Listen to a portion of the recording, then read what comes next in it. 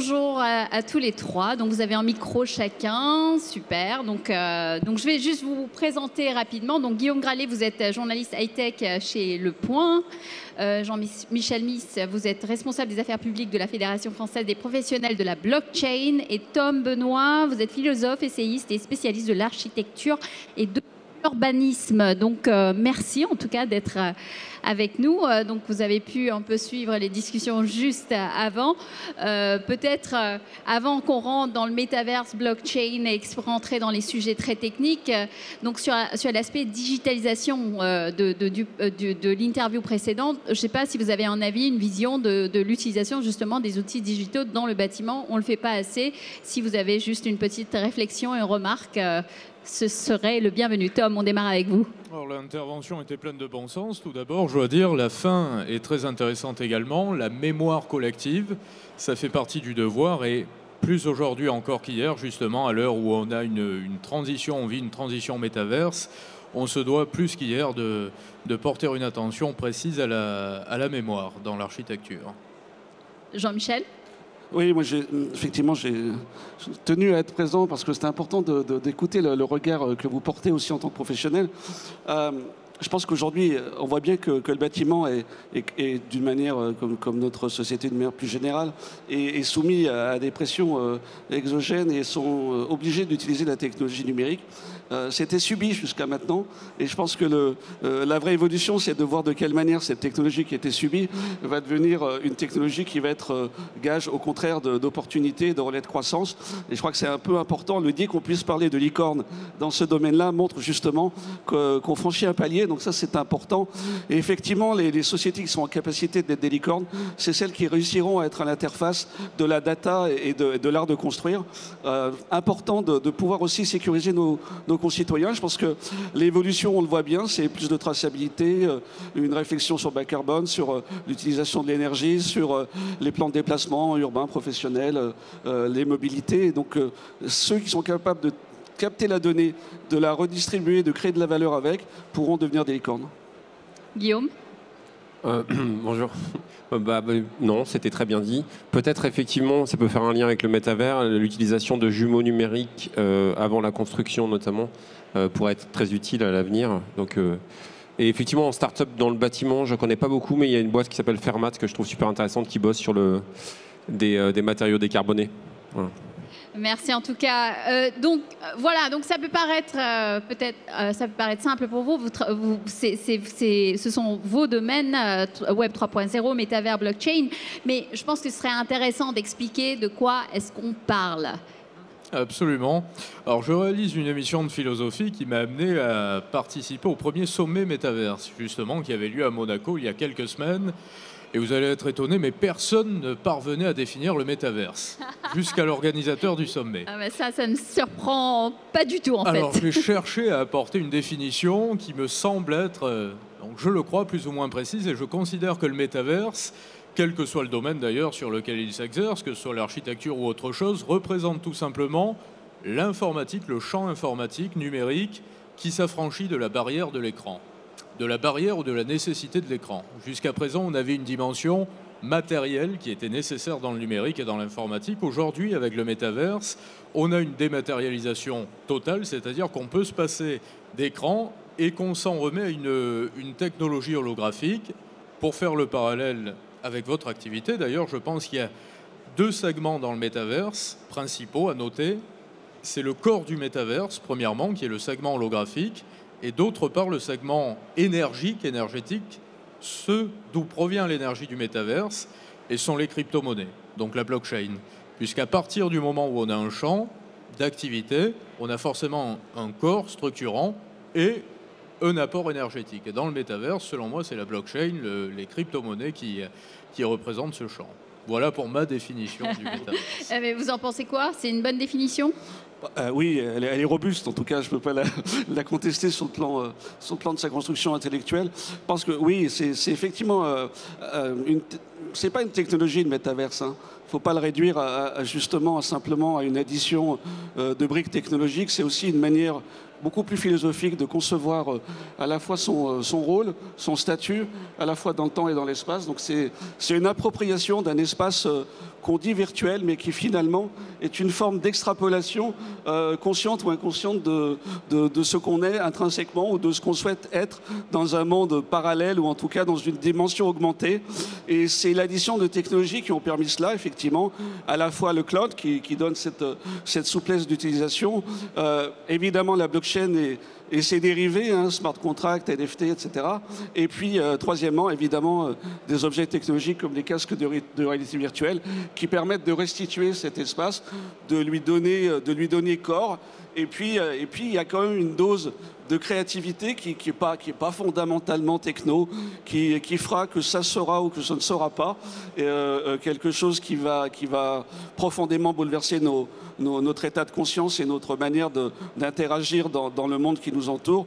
C'est la créativité, la capacité à se projeter, la capacité à créer des storytelling et à voir de quelle manière on pourra effectivement considérer que ces métaverses, que ce métaverse, je ne sais pas s'il faut l'utiliser au singulier ou au pluriel, seront en capacité de produire suffisamment d'émotions et de rendre concret nos émotions et finalement de traduire dans une forme de réalité des éléments inconscients qu'on peut avoir et qui relèvent plutôt du rêve.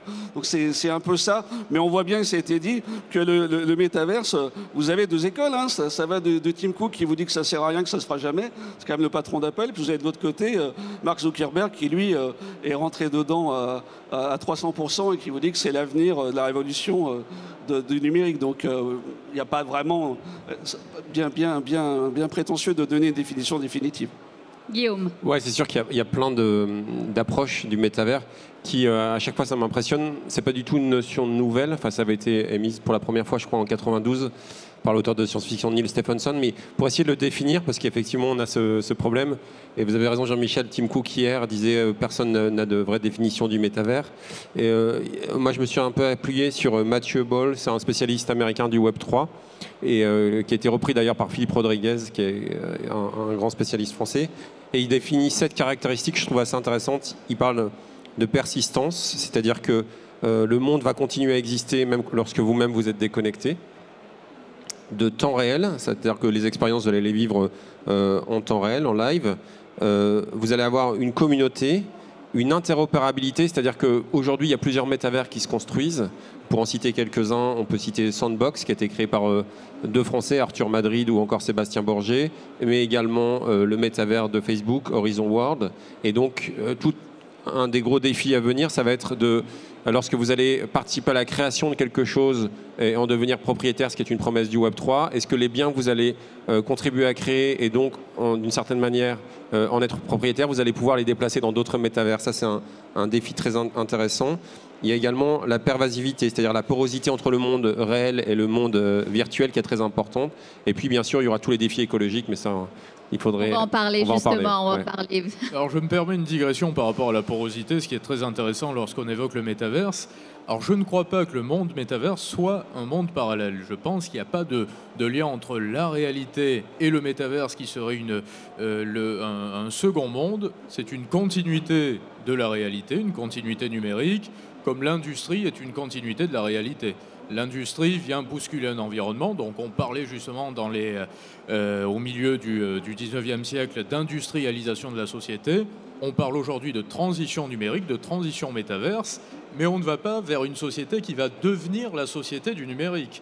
On va vers une société dans laquelle il y aura plus de numérique et plus de métaverse, d'outre numérique, qu'il n'y en avait jusqu'à présent, comme l'on est passé d'une société dans laquelle il n'y avait presque pas d'industrie à une société très industrialisée. Et la blockchain dans tout ça. Alors, Jean-Michel, peut-être vous pouvez nous donner nous expliquer de manière très simple la blockchain, comment ça fonctionne, et on fera le lien avec le bâtiment. L'intérêt de la blockchain, justement, c'est une technologie de registre distribué. Le propre du métavers, c'est justement de permettre à des acteurs d'être finalement sur une horizontalité plutôt que sur une verticalité. Et donc, la technologie blockchain, par nature, à la fois par construction, mais aussi par ses principes fondateurs, qui étaient un peu des principes de contestation de l'ordre établi, d'une structure un peu étatique et d'une gouvernance qui était soit très verticale, de l'ordre des États ou de l'ordre des grands groupes industriels ou du numérique aujourd'hui.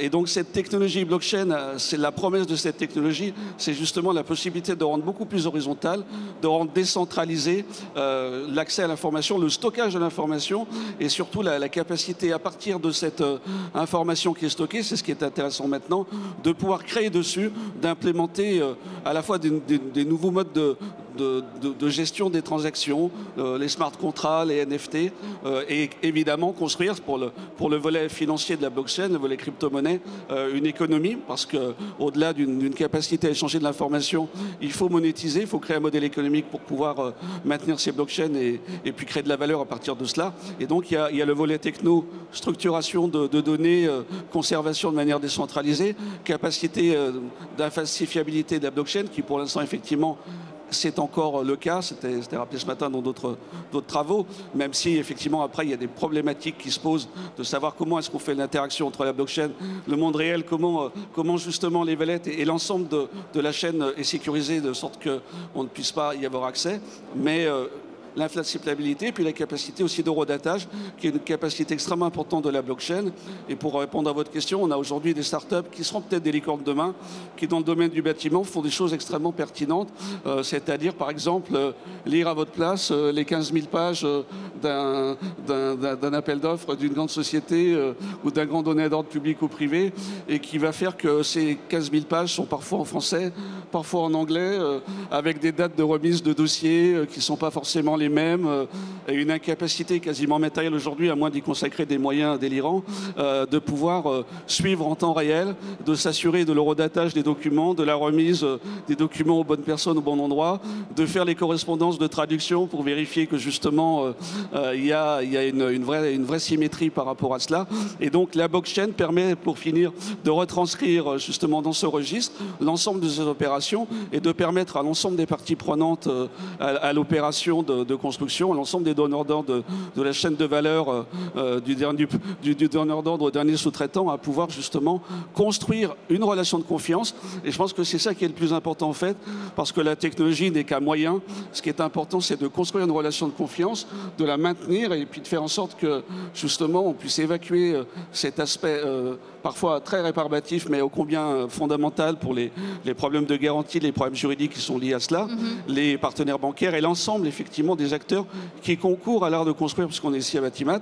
Et je pense que voilà l'un des outils qui permet, grâce à la blockchain, grâce à l'intelligence artificielle dont vous avez déjà parlé, de pouvoir construire une nouvelle offre de valeur et qui permettra de gagner du temps, de gagner de l'argent et de gagner d'un point de vue écologique aussi un certain nombre de choses avec la mise en place et la continuité, par exemple, des technologies de lean management que vous connaissez tous, mais qui permettent, grâce à la blockchain, à l'intelligence artificielle et au sujet qu'on évoque sur le métaverse, de pouvoir offrir de nouveaux services aux clients. Mais il semble plus facile de gagner de l'argent apparemment que de créer de l'argent, de générer de l'argent. C'est ce qui m'inquiète un petit peu avec la blockchain et les crypto-monnaies. Alors ce que vous soulignez précédemment est très juste par rapport à la création de valeur. Avec les crypto-monnaies, ce qui me dérange pour ainsi dire, c'est que la valeur des crypto-actifs, que je préfère qualifier ainsi plutôt que monnaie, ne repose sur aucun utilitarisme sous-jacent pour ainsi dire.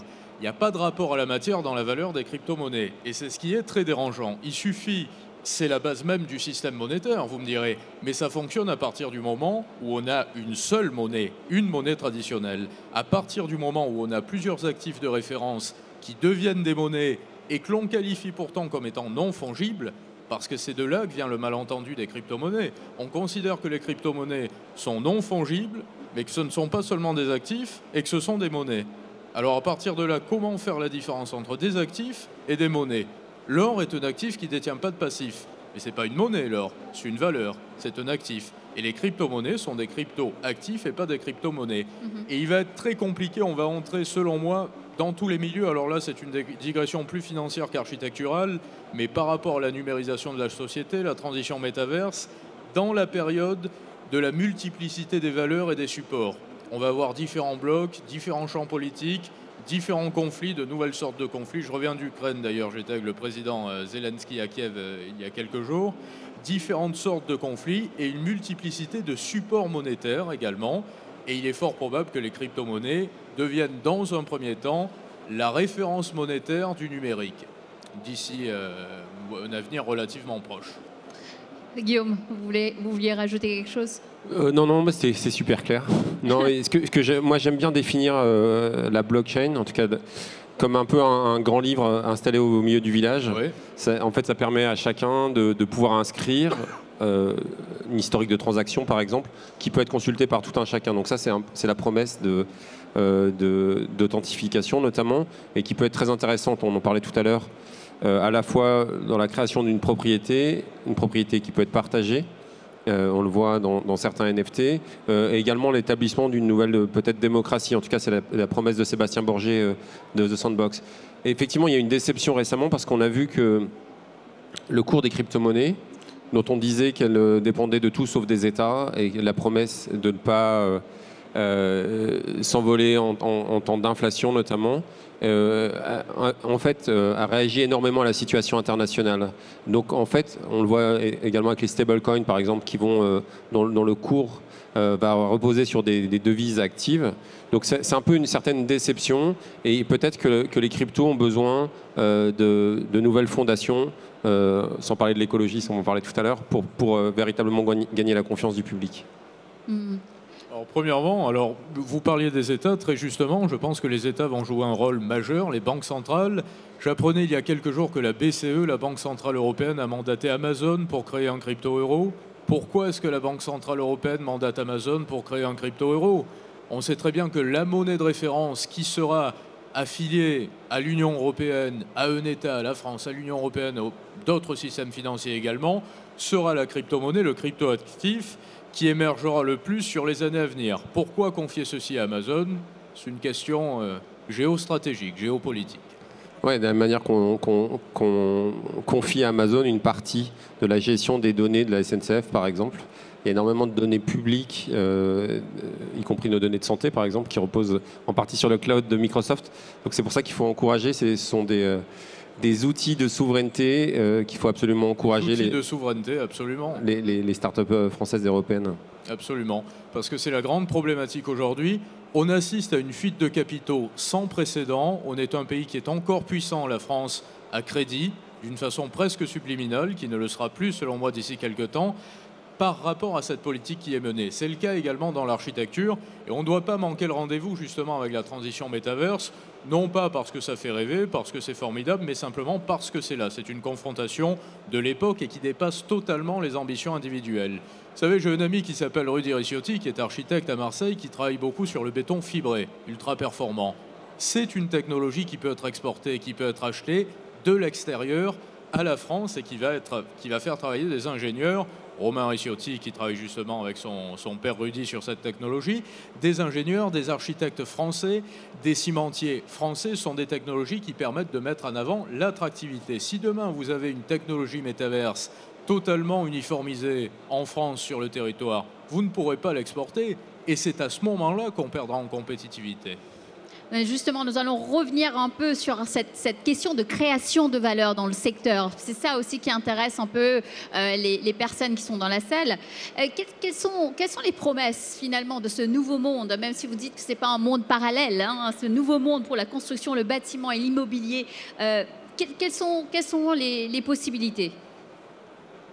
Alors déjà, avant tout, il va y avoir quelques difficultés. Selon moi, c'est la corrélation entre la définition de l'énergie et la passerelle qu'il va y avoir entre l'énergie et l'argent. Parce que l'argent, avant tout, c'est de la liberté frappée, de l'énergie réservée et de la matière sculptée. Donc on est en plein dans l'architecture, puisque dans l'architecture, il y a de la matière, de la liberté de vie, de lieu de vie, et de l'énergie également pour la concevoir. Donc la grande difficulté, ça va être de définir ce qui aura réellement vocation à représenter un socle énergétique, une réserve d'énergie, et ce qui ne représente pas plus d'énergie que de numéraire, pour ainsi dire, comme certaines crypto-monnaies qui vont naître et qui vont s'éteindre très rapidement.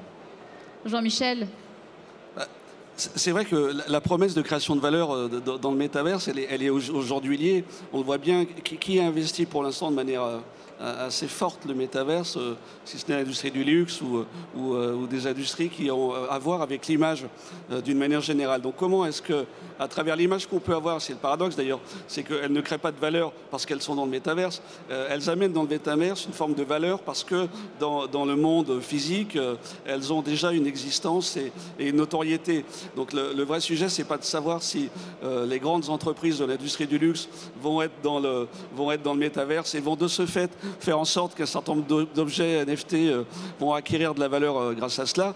Le moment va être crucial lorsqu'on va voir est-ce que dans le métaverse des biens vont se créer qui eux vont prendre une valeur qui ensuite auront finalement feront le sens inverse et reviendront dans le monde réel avec une valeur qu'ils auront acquis dans le métaverse. Ça c'est une vraie question. Comment va se faire cette création de valeur? Est-ce qu'on va simplement translater une image existante dans un monde différent? On peut l'appeler augmenté, virtuel ou parallèle, mais est-ce qu'on va pouvoir avoir cette réversibilité de création de valeur? Après, c'est un peu comme le monde de l'art. Vous avez évoqué beaucoup le monde de l'art et de la construction.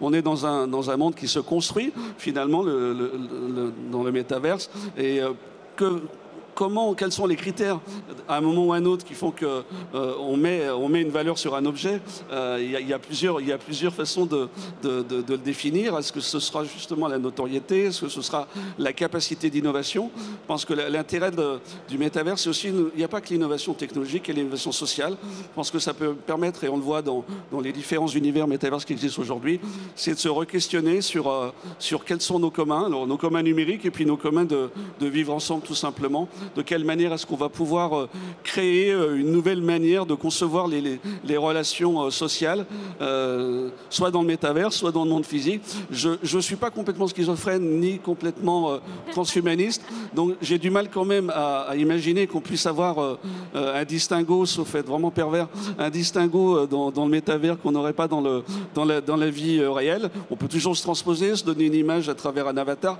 mais ce qui me paraît très intéressant, c'est de pouvoir justement, et c'est peut-être là que si on parle de souveraineté, c'est pas simplement de souveraineté technologique, mais aussi par rapport à des valeurs, à un ensemble de valeurs qu'on peut porter au niveau français, au niveau européen, par rapport à d'autres conceptions culturelles, économiques ou sociales qui sont légitimes mais qui ne sont pas forcément les nôtres. Je pense que c'est notre capacité aussi de prendre pied dans le monde des métaverses pour y porter un certain nombre de valeurs, ou en tout cas un certain nombre d'expérimentations. Ça permettrait de le faire à moindre risque et de voir de quelle manière on peut s'approprier un univers. Est-ce que cet univers va être commun ou pas à ceux qui vont y participer? Est-ce qu'on va pouvoir l'enrichir vraiment, garder cette promesse de gouvernance différente qu'apporte la blockchain et qu'apporte le métaverse par rapport au monde qu'on peut connaître?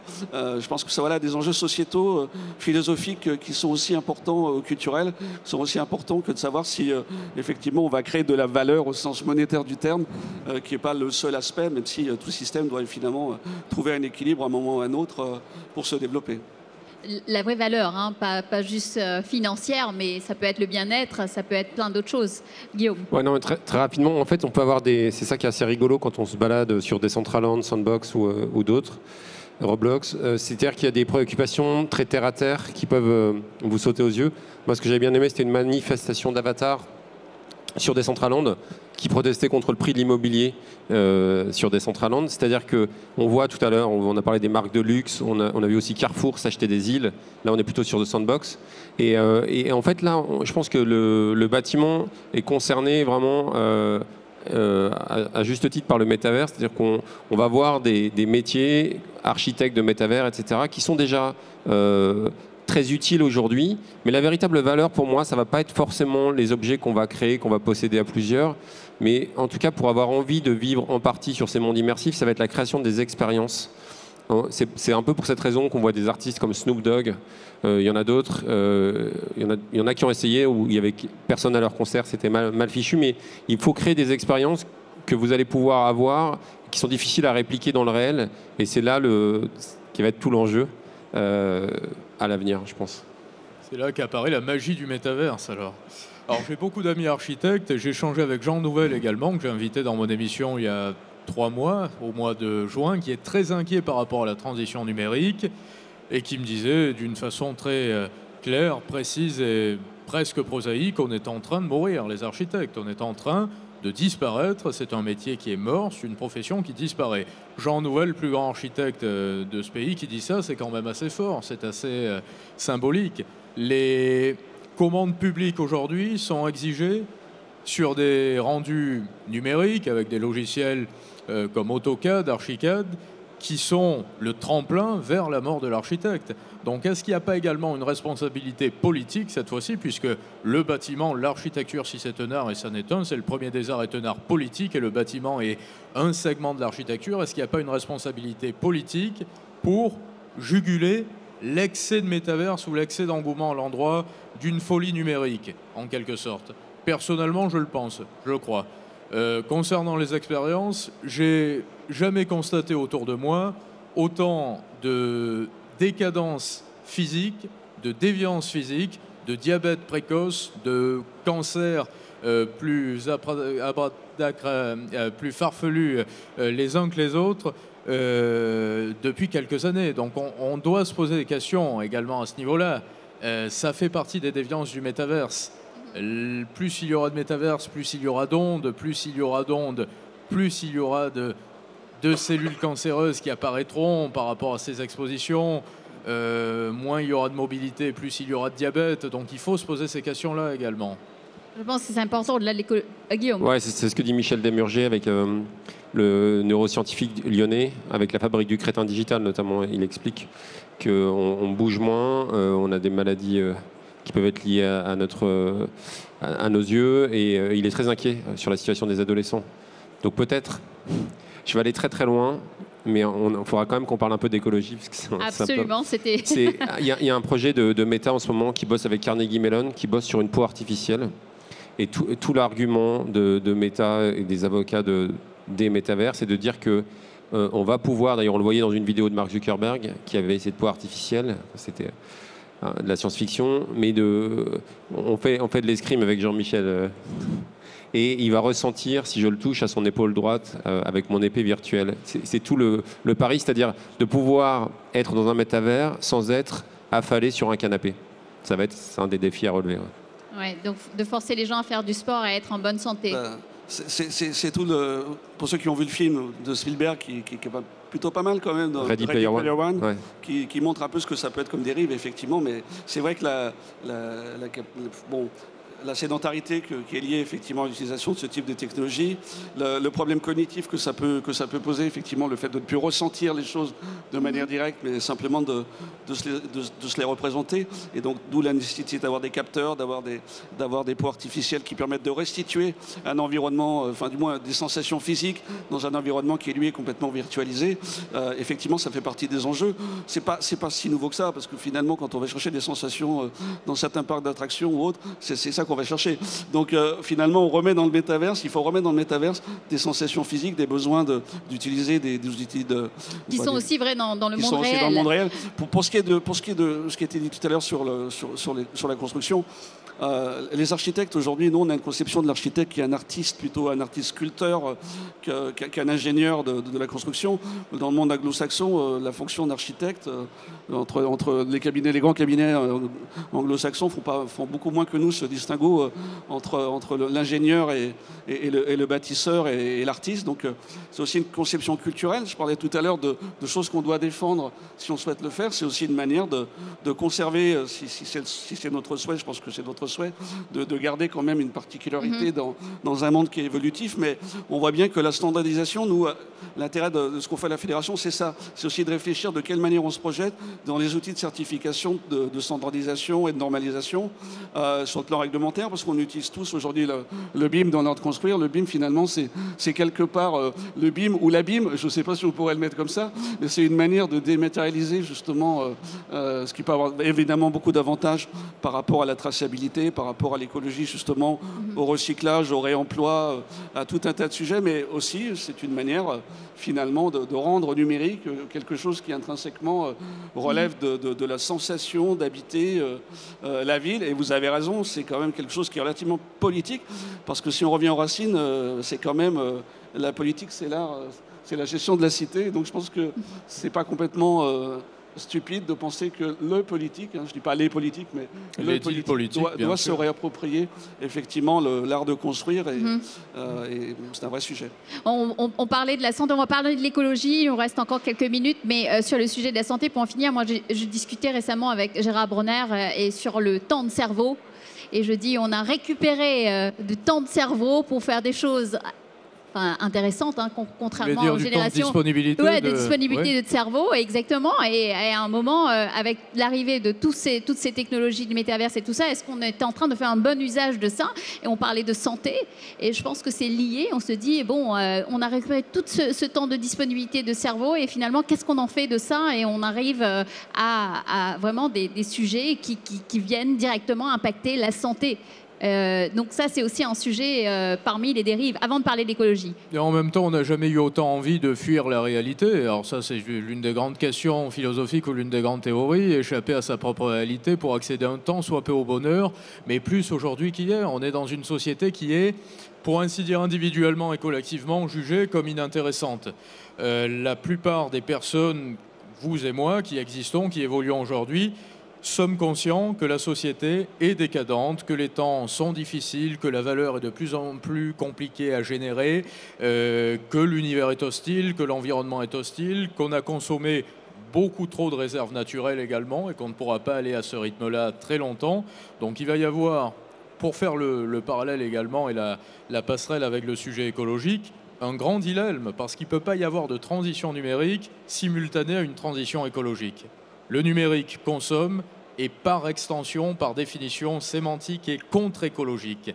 Le numérique est forcément opposé à l'écologie. Donc moi, je préfère parler de confrontation à l'environnement qui va être envisagée d'une nouvelle façon, qu'il va falloir en tout cas nécessairement envisager d'une façon nouvelle, plutôt que de transition écologique. Ça, c'est un leurre sémantique ou une hypocrisie politique. Alors on parle de sobriété, justement. Ça, c'est ridicule également. C'est totalement ridicule. Moi, je pense vraiment pas qu'on puisse aller dans une société qui soit économe, sobre, où on n'aurait plus de richesse. On ne peut pas avoir un schéma entrepreneurial, économique, financier qui persiste à évoquer de la croissance, des points de croissance supplémentaires et en même temps se diriger vers de la sobriété. Parce que si on va vers une société beaucoup plus sobre économiquement, il faut baisser les impôts, il faut changer le système d'imposition. Vous ne pouvez pas avoir des entrepreneurs qui sont surimposés, surtaxés, leur dire oui, mais on va vous défalquer tout ceci, mais vous n'avez plus la possibilité ou le droit ou l'occasion de consommer.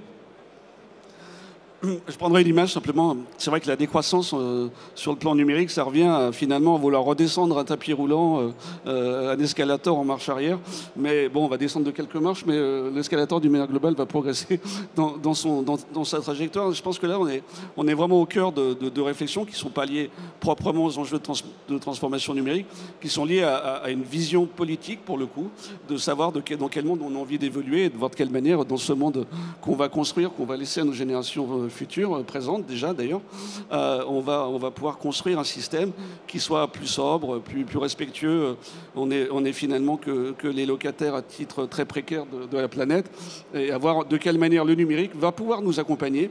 Moi, je suis moins sévère que vous. Je pense qu'on peut imaginer des outils numériques qui permettent effectivement d'être plus économe en ressources, de faire en sorte que la gestion de ces ressources soit renouvelable, qu'on soit dans un système d'économie circulaire. Mais ça ne veut pas dire que parce qu'on va être vertueux sur un aspect du sujet, si globalement on n'a pas une réflexion qui se place dans un cadre effectivement beaucoup plus vertueux, et bah, évidemment le résultat sera lui forcément négatif. Alors forcément tout n'est pas impossible. Si on bouge de continent, on va en Afrique où on utilise beaucoup de low-tech, on est moins consommateur, et là la sobriété fait partie. Eux, on ne leur demande pas d'être sobres, ils l'ont déjà été, ils l'ont toujours été. Donc du coup, nous, pourquoi on ne peut pas faire cet effort? Donc juste une piste de réaction là-dessus. Peut-être Tom, ouais. Vous voulez dire pourquoi on ne peut pas faire quel effort en France? En France, oui, alors qu'on le voit, il y a pas mal d'innovations, pas mal de choses qui se passent dans des endroits, dans des continents comme l'Afrique. J'ai pris l'exemple de l'Afrique parce que je sais qu'il y a une forte utilisation des low-tech et on ne consomme pas, puisqu'il y a des endroits où il n'y a pas d'énergie, justement. Et la sobriété, pour eux, c'est un gros mot, puisque eux, ils ont été sobres toute leur vie. C'est de l'archaïsme, mais ça, c'est très intéressant comme notion. Moi, je pense profondément qu'il faut ajouter, justement, dans l'intelligence artificielle, du raisonnement et ajouter de l'intelligence dans les mécanismes de raisonnement artificiel. Et ça en revient à une politique archaïque. L'archaïsme, ce n'est pas forcément la sobriété, c'est se contenter de ce qui est utile, donc ce qui n'a pas de prix, ce qui dépasse la valeur, ce qui est essentiel et ce qui permet de profiter, de savourer et de cultiver. Ça, c'est de l'archaïsme. Et les Africains sont à bonne école pour ça et bien meilleurs que nous, naturellement, en cette matière. Ça, c'est sûr, c'est peut-être un peu vers là qu'il faut qu'on se tende. Retour aux sources, on parlait hier de la terre, on parlait des matériaux, on parlait de comment c'est un bien commun, on a eu de manière ancestrale depuis toujours. Et là, on y revient parce qu'on se rend compte que c'est bien de l'utiliser. Et pendant toutes ces années, on a... Bon, je prends l'exemple du béton, c'est facile. Mais voilà, on revient un peu aux fondamentaux. Vous savez, vous avez remarqué dans tout ce type de raisonnement, une assemblée comme aujourd'hui, on n'a peut-être pas les mêmes points de vue sur tous les sujets, pas très éloignés en tout cas. J'ai l'impression qu'on arrive à s'entendre ou à se comprendre. Mais ce qu'on peut constater, c'est le cas presque toujours, c'est qu'il y a beaucoup de bienveillance individuellement. Et pourtant, collectivement, ça ne fonctionne plus. À partir du moment où un raisonnement est politique, national, européen, international, il ne fonctionne plus sur le plan écologique. Alors la solution que je préconise, moi, c'est de libérer les flux, de laisser une occasion à un regain d'action de la part de ce qu'on pourrait qualifier comme étant une bourgeoisie territoriale. Parce que la bourgeoisie territoriale, c'est pas seulement les territoires, c'est pas seulement le petit commerçant, c'est la bourgeoisie territoriale qui encadre tous ces territoires, toutes ces entités, et qui va, par rapport à la responsabilité qu'elle ressent, qu'elle vit, agir d'une façon bienveillante sur la collectivité. C'est pour ça que je suis opposé à tous les mécanismes d'uniformisation et toutes les politiques d'uniformisation. L'uniformisation est le tremplin vers la dépendance, la décroissance et surtout ce qui caractérise notre pays depuis de trop nombreuses années, la paralysie. On est un pays qui est paralysé. La France est totalement paralysée sur le plan de l'innovation, sur le plan de l'architecture, sur le plan d'urbanisme, n'en parlons pas, et sur le plan économique. Vous allez dans des... J'habite dans les Bouches-du-Rhône, aux alentours d'Aix-en-Provence. Je parlais avec un ami promoteur immobilier qui a une petite entité, fait travailler une vingtaine de personnes à peu près. On lui refuse certains permis de construire en disant « Non, mais pour ceci, on fera un appel d'offres ». J'ai rien contre les grands groupes, pas du tout. Je ne suis pas anti-libéral, anti-mondialiste, pas du tout. Il faut collaborer avec la mondialisation, mais il ne faut pas demander à ce que la mondialisation nous domine. Il faut échanger avec la mondialisation. Mais pour ça, il faut que l'édile politique, qui n'est pas corrompu, comme prête à le croire toutes les théories néo-complotistes, pour ainsi dire, pour employer un langage en vogue aujourd'hui, mais qui sont simplement des gens qui, parfois, se concentrent pas suffisamment ou n'attardent pas suffisamment de temps à certaines réflexions. Il faut que ces politiques, ces dirigeants, décideurs politiques laissent l'occasion au territoire d'agir. C'est ça le libéralisme. Le libéralisme sur le plan littéraire, c'est laisser l'occasion, c'est laisser la liberté d'agir, de faire, de créer. Et ça vient des territoires.